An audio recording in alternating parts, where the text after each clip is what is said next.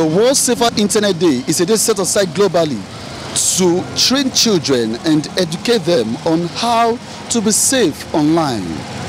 It is a known fact that yearly millions of children worldwide fall into different online negativities.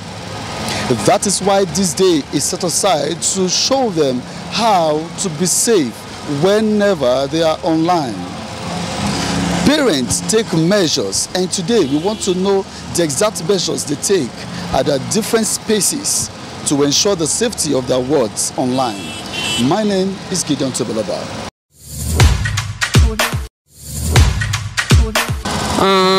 Recently I've been cheated due to online stuff, like I was ignorant of it. The other thing, it just crashed and scored and against me. Online platform where I invested a lot of money, I lost to it. Due to ignorance, and the profit from something was too much, so I didn't read about it much. So I lost to it last week or last month. It's me. Okay. Have you ever been scammed online on the internet before? Yes. So what happened? How did it happen? Okay, they said I should invest in Bitcoin, Twinklas, MMM. So I put my money, and it was not up to a week.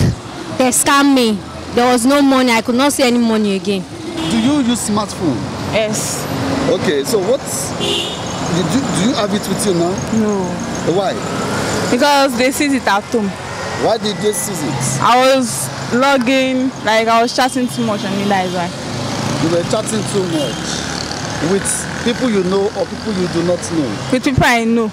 I mean, my niggas. Your niggas. Like we hang out around, yes. That is interesting. So, your parents bought the phone for you? No. Who bought it for you? Myself. Do you work? No, I don't work, but I save money. What money? Food money. Any money that they gave me, I save. How much did you buy the phone? The phone. So it was hand to hand, cha. It's not past 20,000. 20,000? That's a lot of money. In Nigeria? In Nigeria, eh? 20,000, yeah.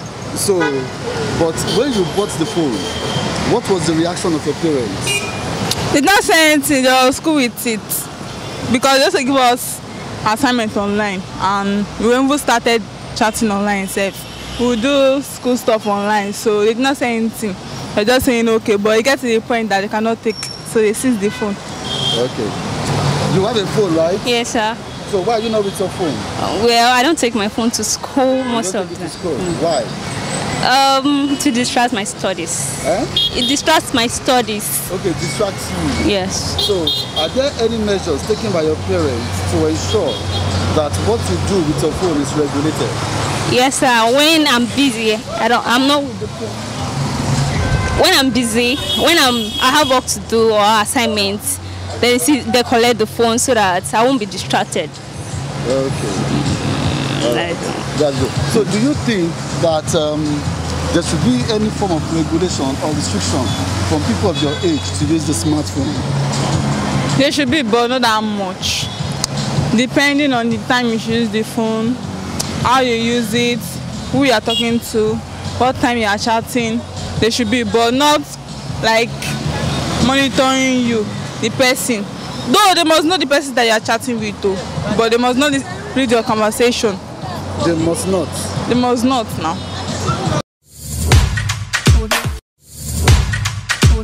What do you do to ensure that you are safe online?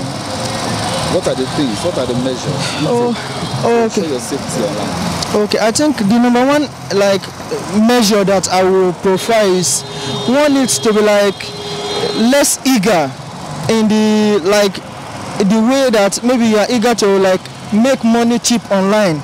That's the first way to advise to avoid falling into hands of fraudsters, because they give you things that might you can with 2,000 you can make 5,000, and from there you might just not notice that it's something else that it's behind the interest they have. And if you're not careful, at the end of the day you discover that you just let me put my 2K to get this, and at the end when you put your 2K you discover that you don't find them. So my advice is that you should be less eager on the things that entice you on the media, social media, whether it's Facebook or Instagram or anywhere. You should be less eager on the thing that you want to put your money into. Okay, now. We believe that you have little children. Do you allow them use smartphones or have access to internet? The grandchildren around me, I only encourage to play with games. Games alone in order to develop their brains when they are very young. Anything outside playing games that will add value to their knowledge, I don't allow them to use the phone. So I make sure I monitor what they do on the phone, not more than playing games. You know, there are many things on the internet. Maybe you know. Yes. But anything that will not add value to their life and to their brain, I don't allow them go near it. We want to know, your young children, do you allow them use smartphones? Yes, why not? Okay, so how do you regulate what they do online? I try to put restrictions to prevent them from going into malicious sites and sites that can impact them negatively.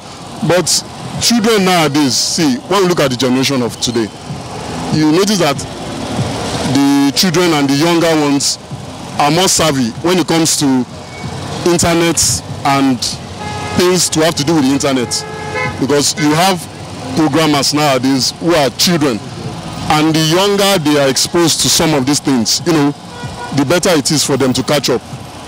But when you prevent them from knowing what is happening, advanced technologies and every other thing, it does not really, it might not help their studies, so to say.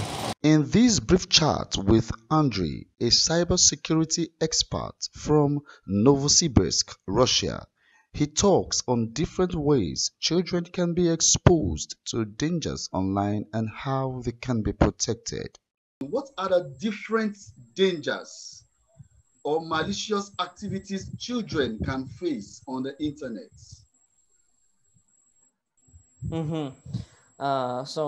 Speaking about different dangers, people usually think about hackers and bad guys and and so on. But actually, I think that for children, the main danger is content on the internet. For example, children can come across adult materials. And they are sensitive. You can imagine, you can remind yourself when you were child, and it was new world for you, new feelings, everything is interesting, and some adult materials, violence, it could damage you really in those age. So for example, if a child has no enough education, he or she can find somehow some materials about different chemical experiments or so on, and they can do it like a game, but this experiment can really damage them. And speaking about adult materials, it can be violence or something 18 plus materials, but also not only content can be so dangerous, but real people on the internet can be dangerous for children. For example, I heard stories about bullying of children on the internet, and I'll say again, I'll repeat it, that children are sensitive and vulnerable for these kind of attacks, and they can be damaged psychologically very much. How can people, especially children, be protected from these malicious activities on the internet? I thought about it, and this is a quite frequent question for me, to be honest. And I think that the main thing which we must do is communication, because if you are teenager, of your child, you should understand that your parents are closest people for you. Yeah. And you maybe have some misunderstandings sometimes, but they are really closest people for you. And if you have some problems, you cannot understand the person which you communicated with. So you should ask your parents, what's the guy is, what can happen if I will continue so these communications. And parents should pay more attention to it, because for adult people, some problems are nothing, bullying and so on. But for children who are sensitive, I think it can be really, it can be a disaster for a child. So 4 basic things of protection.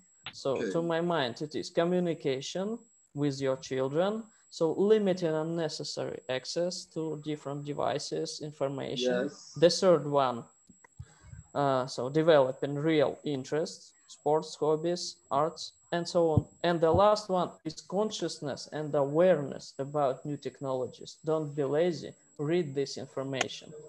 The internet is not just a place known for frivolities and feferities. It's a place where pure knowledge and education can also be gotten. Our children cannot be deprived this great opportunity to learn and develop. That is why it is necessary for parents to coordinate, monitor, and regulate whatever our children do whenever they are online. This is the way to go. My name is Gideon Tobiloba.